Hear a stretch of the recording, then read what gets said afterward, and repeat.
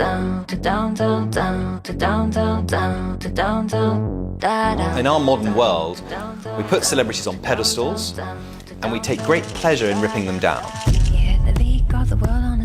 Is Meghan to blame? Is it Harry? Have they been unfair to the Queen? It looks spoiled. It looks hypocritical. The goldfish bowl of royal life is not for everybody, and it clearly wasn't for Meghan Markle. She felt stifled in the royal family, and she was determined that she was going to do it her way, and my goodness, she has done. Harry and Meghan will make an insane amount of money. Together, they are the most potent royal couple in the world. People welcomed her in. She was a star. It was the Markle sparkle. And all the stuff with her family, her father. I'm really disappointed I haven't seen my grandson. They want to say it's the media's fault. They want to say that it's Harry's fractured relationship with his brother. Then it became the diva duchess. Why is she a diva? Why? Was she pulling Harry out? Did she force his hand? Pick your villains, pick your heroes. They're all there. Do you think they walked away or were they pushed away? Maybe they just looked around at the rest of the royal family and just thought, that's not what we want. This hasn't led to a happy ending. Tonight, an ABC News special, Royal Divide, Harry, Meghan, and the Crown, with Deborah Roberts. The royal family continue to deliver new storylines that we've not experienced before. Once Meghan and I were married, we were excited, we were hopeful, and we were here to serve. For those reasons, it brings me great sadness that it has come to this. This is a great story. The decision that I have made for my wife and I to step back is not one I made lightly. It was so many months of talks after so many years of challenges. Hang on, Harry. Where are you going? You're great. They're all family without you. No, don't do it. Harry has abdicated from his royal role. It was everywhere and it went around the world in an instant. Príncipe Harry y Meghan. I mean, this is like something straight out of The Crown. You reap what you sow, sister. A family fighting, two brothers butting heads. Maybe the in-law women don't get along with each other. Their grandmother's getting frustrated. Dad doesn't know what to do. Hello? That goes on in every house. That's what makes this so good. We have chosen to make a transition this year in starting to carve out a progressive new role within this institution. The palace were in utter panic mode. You take Prince Harry out of the royal family, you're taking the jewel out of the crown of the royal family. This was a complete shocker. What is the mood there in London right now? I thought, oh my God, they've quit? We now plan to balance our time between the United Kingdom and North America. And I know I haven't always gotten it right, but as far as this goes, there really was no other option. It was kind of dropping a nuclear bomb in the middle of the Queen's lap. And then all of a sudden, it was like, whoa, nobody in the royal family knows? This is like dysfunctional beyond belief. Some of the people that were there cheering them on the day of the wedding feel like this was a step too far.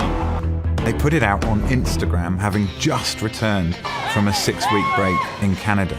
A couple that we knew weren't happy. Realising, having a glimpse of what life could be like outside of the bubble in London, and saying, you know what, we're going to do this. This is what we want to do. They've come across as rather precious, spoilt millennials, throwing the toys out of the pram because it's not exactly what she wanted or they wanted as a couple. Harry and Meghan, in the eyes of the public, said, oh, actually, we just want the good parts.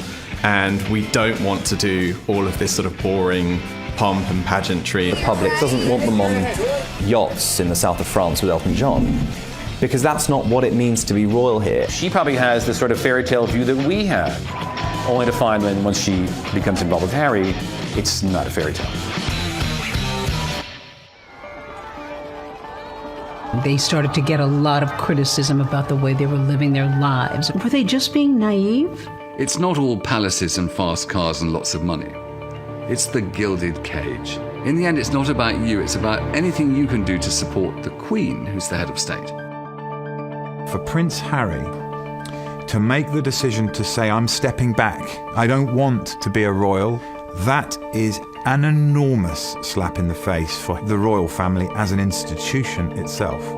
So Harry was, if you like, summoned to see the boss of the family. There was then a summit at Sandringham. It was a 2-hour meeting with Harry, the Queen, Charles, and William. Harry, I heard, was extremely nervous before he went in there. He hoped that going in there he was going to see his 93-year-old grandmother, who has always had a soft spot for him, but there was a strong chance that behind that door was also a very angry monarch. And there they began to hash out what this new role for Harry's going to be. Who's going to pay for what kind of security you're going to have, where you're going to live, how many times you're coming home, what are your titles going to be, all that sort of stuff. Because they take money out of the sovereign grant, which is taxpayer money used to pay for the royal family. People in this country feel they have an ownership.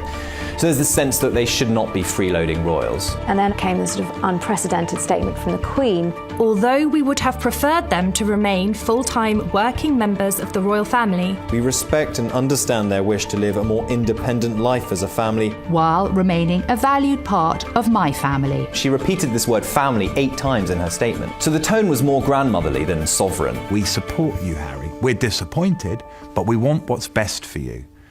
That is unprecedented. It was her saying, this is my family, we're sorting it out. But essentially that Harry and Meghan had got what they wanted. Harry and Meghan got what they wanted, but at a price. Our hope was to continue serving the Queen, the Commonwealth, and my military associations, but without public funding. Unfortunately, that wasn't possible. She loves Harry, but when it comes to the decisions about the future of the crown, she's ruthless. And that's the big thing that people wanted to see, like the Queen came down with the hammer. She's 93 years old. She has been known to be tough, but yet she sounded very grandmotherly. But you can be lovingly tough, and in a very short period of time, a decision had been made by the Queen. Tonight, everyone looking at the clues in the Queen's words. Taking away the HRH titles, removing public money, they're no longer working members of the royal family because the Queen's not allowing it. I've accepted this, knowing that it doesn't change who I am or how committed I am. But I hope that helps you understand what it had come to, that I would step my family back from all I have ever known. I think despite our surprise at the way in which this news was delivered, the signs were there all along. We saw it when we were on the royal tour with them around Australia. Harry was not his usual self. He wasn't chatty, he wasn't calm and relaxed. He was kind of angry. The documentary that Meghan and Harry did with ITV clearly showed two people in a very fragile state. Meghan said that this wasn't what she expected. It's not enough to just survive something, right? Like, that's not the point of life. You've got to thrive, you've got to feel happy. It became clear now in retrospect, this is only going to go on for so long. It's a very real thing to be going through behind the scenes. They wanted privacy for their lives. You know, the way they introduced Archie was different. He wasn't given the title of Prince Archie. He was just Baby Archie. That was a clue. They'd reached a point where they knew that they had to make change quickly, or it could have major damage on their lives or even their mental health. Royal watchers are losing their minds, apparently. The backlash against the Duke and Duchess of Sussex decision has created enormous divisions. It's been very divisive. They are human. But they keep having problems. They keep doing the same silly things over and over again. Silly. Is she the victim or is she the villain? Is she the woman who stole the people's prince? For me, maybe Meghan is the woman that set Harry free. Meghan has, if you like, given Harry the confidence and the courage to take the biggest gamble in his entire life. Next, Megxit and the media. The press in this country have made Meghan's life a living hell. Meghan is being blamed.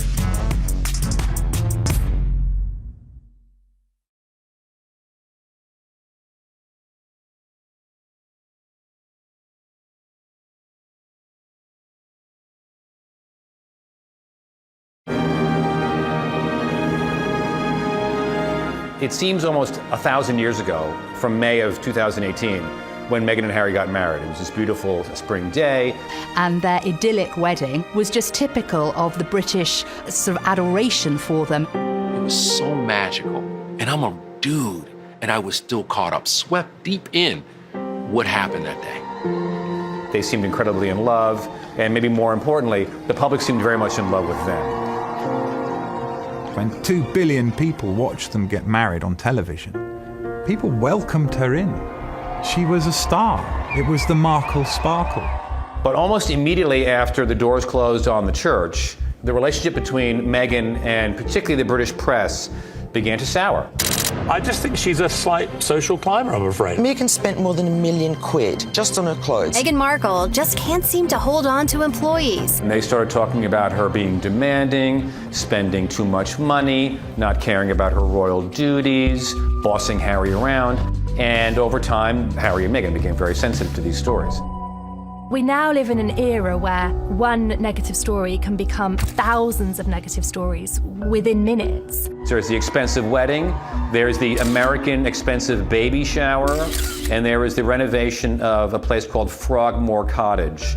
The royals are not celebrities, they're public servants. They're paid for by the British taxpayer. But then they took $3 million of public money to renovate Frogmore. That was controversial. What was even worse was then when they started to be preaching about doing our bit to save the planet. It's a race against time, and one in which we are losing. There was Harry on one hand who was talking about climate change. No one can deny science. But then, in the other, he was going on private jets to attend Google summits in Italy. I think the idea of being carbon footprint crusaders and then turning up in your private jet, that's shooting fish in a barrel for the press. Don't do that, it's dumb, right? So it's diva-ish behavior, basically, that the British press is accusing them of.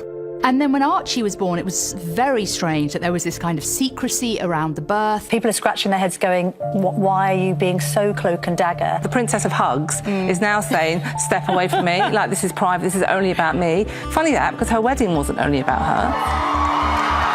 There was uproar in the British media about them not doing the grand moment on the steps of the Lindo wing like Kate did. She just had this baby. She's sitting in the hospital and she's like, you want me to go out there and do the dance for the press? Not happening, my brother. How much of a big deal is this? Ordinary people share the photos of their kids too. Why won't you do that, right? We covered your wedding, now show us the baby. It seemed ungrateful. Harry and Meghan changed a tradition and they released a photo with the Queen, with Prince Philip, with Meghan's mother Doria. These key moments that have happened in their lives have been shared on Instagram instead. We're in this world now where the press is being bypassed and they can't bear it, so they just need to be as sort of sensational as possible. The criticism started, oh, she's opening her own car doors, you know, she doesn't understand royal protocol, she's talking too much, she's not talking enough. She was under the most unbelievable level of scrutiny. My British friend said to me, I'm sure he's great, but you shouldn't do it because the British tabloids will destroy your life. And all the stuff with her family, her father, her sister. Meghan Markle's family is a disaster. It is that simple. There's no way to get around it. Thomas Markle sitting next to Piers Morgan on British TV. I'm a little embarrassed for them and feeling very sorry for the Queen. Once again, he's exposing things about his daughter. And there's a sense, I think, that she feels that she's been hard done by, that she wasn't given a chance. I never thought that this would be easy, but I thought it would be fair. For me and for my wife, you know, of course there's a lot of stuff that hurts. I will not be bullied into playing a game that killed my mum. He thinks that the press killed his mother, that the sound of the camera shutter, reminds him of that horrible time. You know, you really can't blame him for feeling that way. However, at the same time, those cliques are journalists who have been invited, and it's a very different thing to the photographers who were physically pursuing his mother throughout her life. I think he's terrified for Meghan. And there was an element right at the bottom of this, when you boil it all down, of a loving husband trying to protect his wife. I spoke to Harry a few days ago. He has suffered a lot from all of the things that have happened to him. He suffers a lot from people judging him.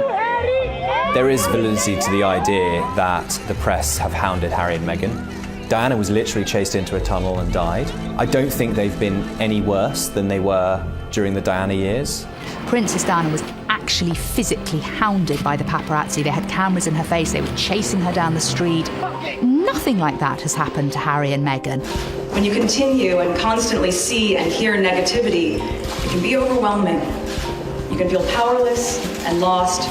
You can feel different, confused, or like you don't belong. There's been a big conversation about the coverage that Meghan gets versus what Kate gets. But Kate, in her day, Happy birthday, Kate. She was hounded. She was the most photographed woman in the world for quite a number of years. When she was just a girlfriend, the tabloids were relentless. But the difference is with Kate is that when she got married, suddenly she could do no wrong and the papers backed off. With Harry and Meghan, she's still painted out as the villain. She is still Duchess Difficult. And that's a narrative that the tabloids absolutely adore. We've got perfect Kate, trashy Meghan. The list of complaints against Meghan is astounding. She made avocado toast for a friend who was visiting, and he put it on Instagram, and then suddenly the headlines were about how she is contributing to climate change and unfair labor practices, and she's choosing end of the world. Yeah. But when Prince William bought Kate an avocado for her morning sickness, oh, that's wonderful. What a wonderful, loving husband. And once again, you see the difference in the way the press treated those two women. You only need to look at some of the coverage that has called Kate a fashion icon for wearing a strapless dress, but then called Meghan vulgar just a few weeks earlier. Vulgar! Her fashion choices raised many eyebrows. It's a disgrace. And it's these sort of discrepancies that have made it quite difficult to understand what it is that the British press have had in for Meghan. So, yeah, I can understand why he's blaming the media, because the media are to blame. Do you think race played a big part here? We saw it in the British press. You know, these tones, these words being used as exotic, or Harry's new girlfriend straight out of Compton. When people say, that's not a racial undertone, that's just racist, isn't it? Let's be honest. She was brought up nowhere near Compton. She's from Los Angeles. She went to a private school in Hollywood. All the coverage of her is not as one of us, but of this strange, exotic being. She's not the all-white, all-wholesome girl that Kate is. He sees what his wife is going through now. This is all very, very raw with him. Now, Meghan is being blamed. Blame the black woman. She's separated Harry from his family. The reason that they didn't want any press pictures of Archie after he was born, because they knew perfectly well that all the press wanted to know was, what colour was he? A BBC host had the guts and boldness to tweet a picture comparing Archie to a chimpanzee. If you listen to every single excuse that was given, but he didn't mean it. It was a joke. It was racist. And not one member of the royal family said anything to support or defend her. I think both of them felt very alone towards the end of their time in the firm. When we come back, Meghan and the royal reality. The royal family is not kombucha at your door at 4 o'clock in the morning. It's stale sandwiches and white bread. That is what the royal family is.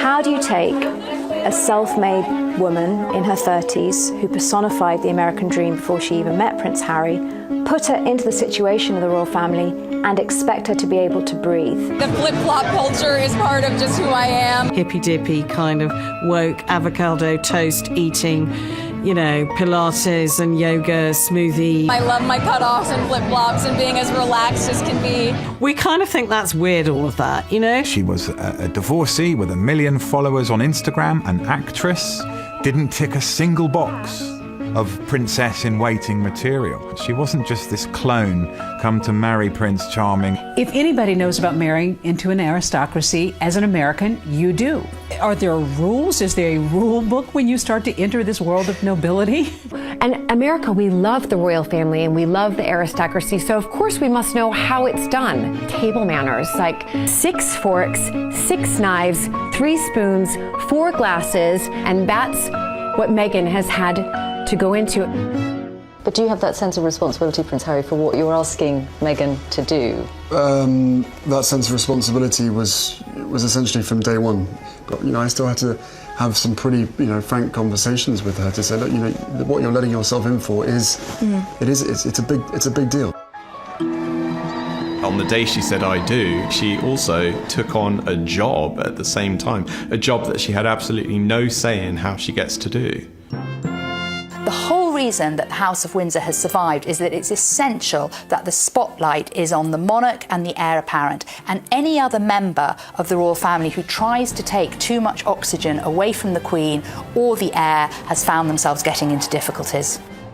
I would argue that it looks like it's a very hard place for a modern woman. Being a part of this family and the platform that comes with that is an incredible responsibility that I take really seriously. I think the way Meghan tried to work in the palace didn't fit in with how other members of the royal family worked. I know aides who have one meeting a month with their principals. Harry and Meghan were popping in and out of the office almost every day for briefings and updates. I think they felt that she'd come in and, kind of be a sleepy little royal. But Meghan was like, no, I need to know the people, the places, I'm going to talk to people, I need to know nationalities, I need to know languages. There have been reports that she comes to meetings with tons of questions and binders, that she does the work ahead of time. She's aggressively emailing her staff at 6 a.m. She couldn't do anything right. Now, if every American got in trouble because they sent emails too early in the morning, I'm like, isn't that what you're supposed to do? Women don't need to find a voice. They have a voice. They need to feel empowered to use it. And people need to be encouraged to listen. Suddenly, Meghan's charm, that was her hard work and her perseverance, was being turned into a problem for the royal family. I cannot believe it's 2020 and we're still faulting women for being ambitious. To be relatively boring is to be a very good fulfiller of the royal role. Honestly, you want to leave your glam and your drama to the politicians. The characters that do well in the royal family are those stoic characters who really live to serve, who put their head down. Camilla, who supported Charles amazingly. Kate, who is now an absolutely wonderful queen in waiting. She was incubated into being a princess. She's learned never say anything, always smile, always have lovely hair. You're done. Now, I think we, as a country, have to think, well, is that what we really want from our royal women? We want them to be Stepford wives? Really? There's a motto, never complain, never explain. And the royal family don't like it when anybody rocks the boat. That was always Diana's problem. It was isolating, but it was also a situation where you couldn't indulge in feeling sorry for yourself. You had to either sink or swim, and you had to learn that very fast. And what did you do? I swam. When the BBC Panorama interview aired, that was a seismic moment for the monarchy. You could not believe that here was one of the most prominent members of the royal family spilling the most intimate details of her life on national television. But you really believe that it was out of jealousy that they wanted to undermine you? I think it was out of fear, because here was a strong woman doing her bit. Interesting, driven, passionate people like Diana, like Meghan, they find those constraints very, very hard. You're not allowed an opinion. And in this day and age of Twitter where everyone has an opinion, it's very hard to just say, oh, you know what, I'll bite my tongue on every single little thing. And of course, it's terrifying, the thought for the royal family that this may repeat itself if the Duchess of Sussex decides to give an interview, probably to the American press.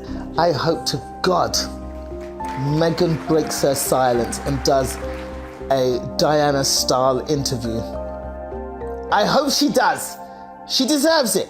Why not? She needs to be able to clap back at all those haters. But Meghan gave us a glimpse into how she's feeling anyway when she spoke to ITV. That now famous phrase that she said to Tom Bradby, where she said, "Thank you for asking me how I am." And also thank you for asking, because not many people have asked if I'm okay. But it's a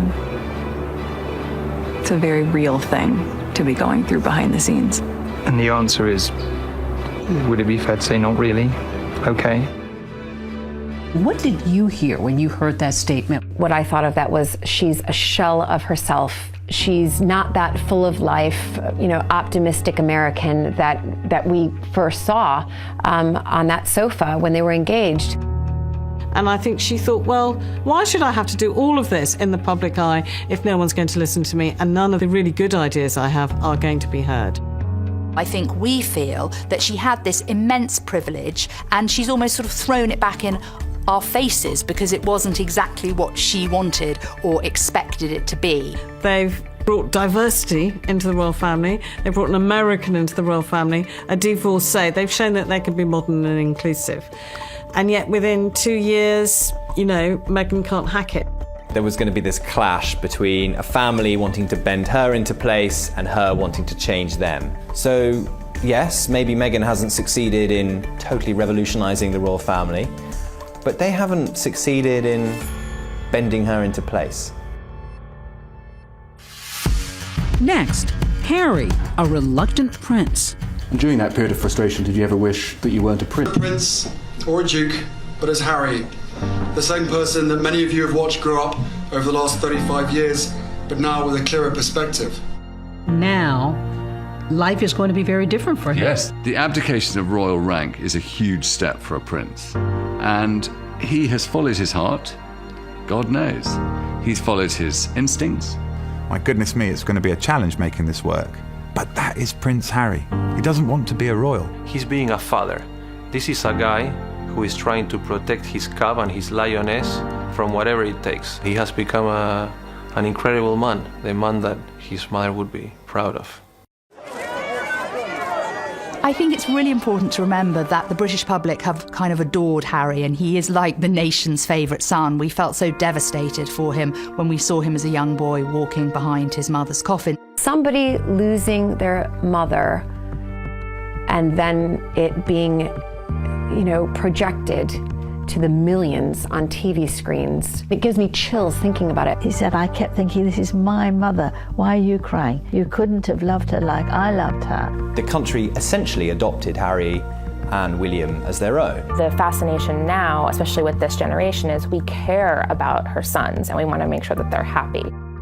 What we saw after Diana's death is that the bond between William and Harry surpassed any brotherly bond. I think for a long time, William and Harry maybe felt like a team outside of the royal family, children of Diana, somehow, different to everybody else. But you simply cannot underestimate how close Harry and William became. Harry obviously has been born and bred with a sense of duty. At the same time, before he even met Meghan, he was talking about the possibility of not being a prince. This is my bed. I don't really make it when I'm down here, which is a joy. That's it, made.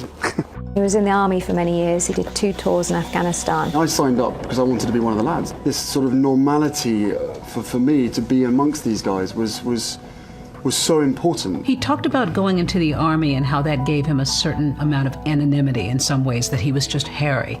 And then, while he was out on operations in Afghanistan, somebody says where he is and he's brought home. I think that really hurt him. We saw Harry, for a number of years after leaving the army, almost taking the role of official royal gooseberry. Like the third wheel with Meghan and Will. It would be Harry popping up in the background at all sorts of events. Enter Meghan. Enter Meghan. She's already experienced a life that he wants a slice of. The British are very kind of reticent to do anything drastic, and he kind of needed this American to come and say, no, take what you want in life, be the person you want to be in life.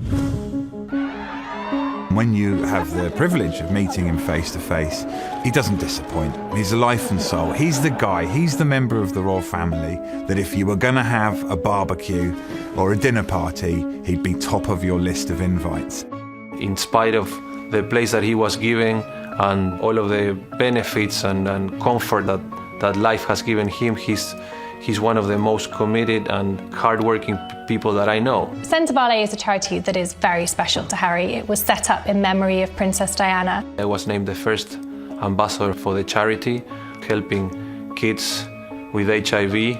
My commitment to Centivali comes from an inspiration from the leader of Centivali, which is Prince Harry. Africa's very close to my heart. Obviously, my mother had a soft spot for Africa as well. Sadly, over the last couple of years, Harry and William's relationship has gotten worse. Sometimes to Harry, William is his brother, and other times he's the future king and his boss. And it's always hard to sort of differentiate where the line is. When seeing Harry and Meghan's whirlwind romance unfold, William put the brakes on, or tried to, and said to his brother, look, just take your time, don't rush into anything. I don't think Harry ever really got over that. There's been a lot of talk in the press about rifts with your brother. How much of that is true? We're brothers, we'll always be brothers. We're certainly on different paths at the moment, but I will always be there for him, and as I know, he'll always be there for me. There's very little that we know about William's reaction to this, and from the conversations I've had with aides, he said very little. I think as a brother, he's been quite hurt at Harry's actions. Harry's decision comes from a very powerful statement he made last year in this ITV documentary when he said, I will not play the game that killed my mother. Every single time I see a camera, every single time I hear a click, every single time I see a flash, it takes me straight back. How can he live every day with the job that he has if that's the reaction that he's feeling? I think Harry still seems like that guy who was wounded at the age of 12 when his mother died. When I started my public life 12 years ago, I understood the media might be interested in what I did. I can only imagine what you may have heard or perhaps read over the past few weeks. But I was not aware of how overwhelming that attention would become. But the media is a powerful force. In a manner that's been hard to bear. I hope that helps you understand what it had come to. I will be reducing the extent of the public life I've led so far. That I would step my family back from all I have ever known, to take a step forward into what I hope can be a more peaceful life. I could see in his eyes and in his voice that he's on to something really spectacular. There are definite echoes of Princess Diana in the speech that she gave, but you would have thought that rather than repeating this, Harry would have looked at that and seen that it actually didn't work for his mother outside the protection of the royal family, and she was much more vulnerable and much more exposed. Tragically and paradoxically, it makes his story that much more compelling. If he had said it's all behind me, people wouldn't be paying attention. But because he says it's not behind him, he becomes that much more of an ongoing story. So his honesty is almost drawing the attention that he probably doesn't want. Going forward now, if this decision for Harry to step back does nothing else, I hope that it heals that breakdown in relationship between Harry and his brother William. Because unless they reconnect, unless they can continue to be mentors for each other, certainly when Prince William eventually becomes king, he'll be a far lesser king without Harry as his support. Meghan and Harry. Meghan has left the UK and now returned to Canada. We are taking a leap of faith, so thank you for giving me the courage to take this next step. Do you think they walked away or were they pushed away? I think they walked away. I think they had enough. This is the start of a whole new adventure for the Sussexes, for Harry and Meghan, and their ability to choose to give Archie exactly what kind of life they want for him.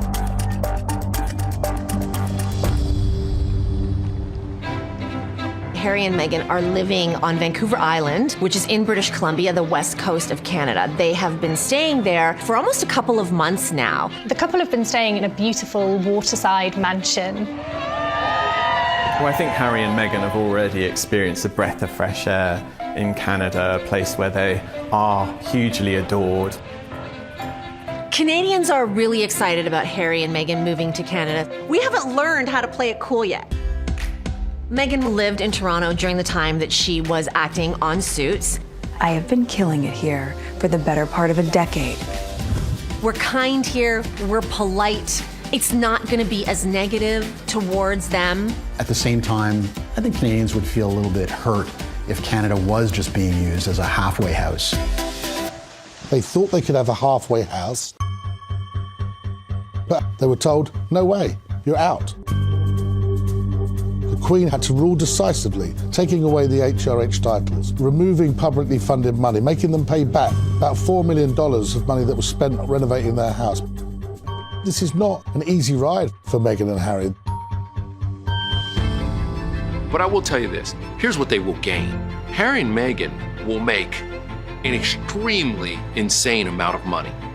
That first Meghan and Harry interview is worth millions. And also, Harry has received a lot of money from his mother, grandmother, his father is still one of the wealthiest people on this planet. So the money's never gonna dry up.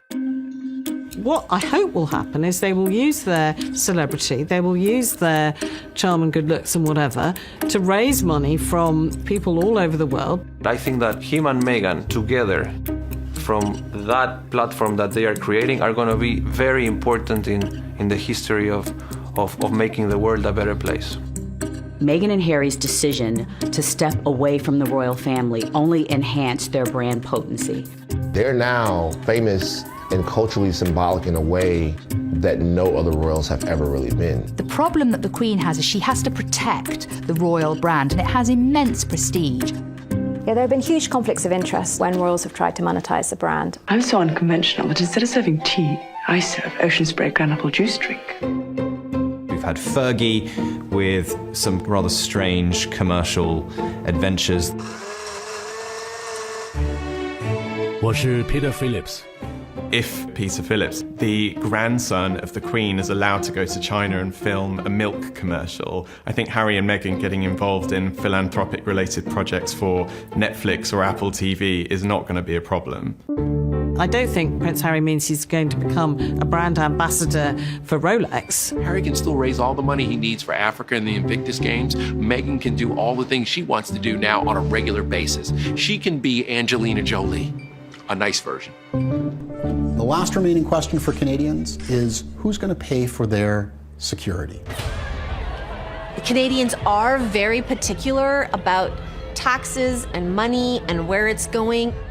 Estimates for Harry and Meghan's security have come in at anything from $1.3 million to $8 million. Everybody's talking about, will they be able to pay for their security? You're damn right they'll be able to pay for their security. And they could pay for yours too. I think that actually Harry and Meghan are going to get into more difficulties with paparazzi. There'll be less of an organised structure around them every time they go to an event. We saw it with Harry's mother, Diana, Princess of Wales. Photographers chased Diana, not to get a picture of Diana. They chased Diana to get a picture of Diana in her current emotional mood. That's what's going to go on with Meghan. At every single moment in their lives, whether it's the first major commercial deal or their next child, every single moment will be tracked.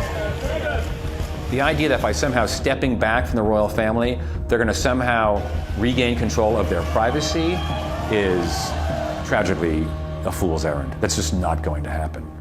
In fact, it's going to get worse. UK photographers have traveled and camped out in Vancouver Island for weeks now, so they still will be photographed in Canada.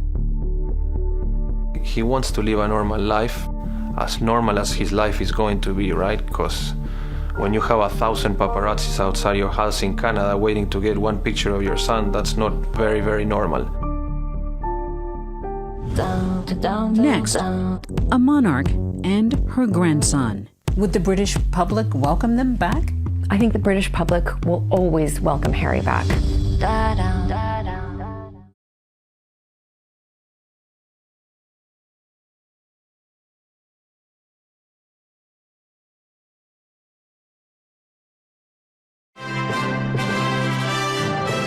At the end of the day, there are lots of reasons that people care about this story, but one of the main reasons is because they're worried about the Queen. Long live the Queen. We love the Queen. Your Majesty, you look beautiful. This is a human story. The Queen is 93 years old. Her husband, Prince Philip, is 99 this year. He's not been at all well recently. She's had to cope with that. She's had to cope with Brexit. She's had to cope with Prince Andrew and all those dramas at the end of last year. But don't forget, this is a woman with a lot of experience, and I don't think people should worry too much. She has been through a lot. Seeing 3 of her children go through divorce, seeing her 2 grandsons lose their mother, this on a scale of tragic events in the royal family is very low down. Who won in this issue? Harry and Meghan or the Queen? I think everyone won. And the reason they all won is that you don't walk away from any negotiation with everything that you want. The Queen looks like she dropped the hammer on them. Harry and Meghan have gotten out of a system they don't want to live in anymore. They've gotten everything they want. Very sweet. Hi, nice to meet you. To now have spokespeople living in another Commonwealth country, Canada, where the Queen is also the Queen, it's actually a win for the royal family. Are they still considered royals at this point? Harry was born into the royal family, and in a sense, that blood tie will continue ad infinitum. But his royal rank, which is his princely appointment, has been put into suspended animation.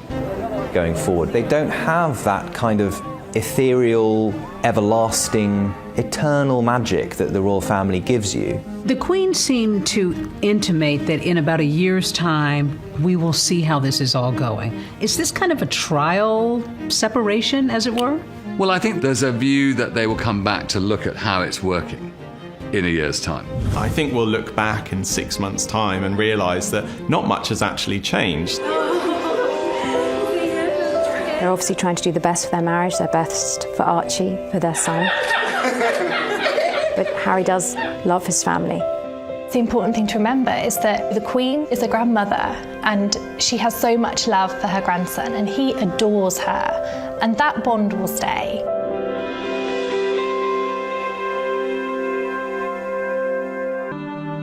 BBC News Special, Royal Divide, Harry, Meghan, and the Crown, with Deborah Roberts. The royal family continue to deliver new storylines that we've not experienced before. Once Meghan and I were married, we were excited, we were hopeful, and we were here to serve. For those reasons, it brings me great sadness that it has come to this. This is a great, great story. The decision that I have made for my wife and I to step back is not one I made lightly. There was so many months of talks after so many years of challenges. Hang on, Harry. Where are you going? You're great. They're all family without you. No, don't do it. Harry has abdicated from his royal role. It was everywhere and it went around the world in an instant. Príncipe Harry y Meghan. I mean, this is like something straight out of The Crown. You reap what you sow, sister. A family fighting, two brothers butting heads. Maybe the in-law women don't get along with each other. Their grandmother's getting frustrated. Dad doesn't know what to do. Hello? That goes on in every house. That's what makes this so good. We have chosen to make a transition this year in starting to carve out a progressive new role within this institution. The palace were in utter panic mode. You take Prince Harry out of the royal family, you're taking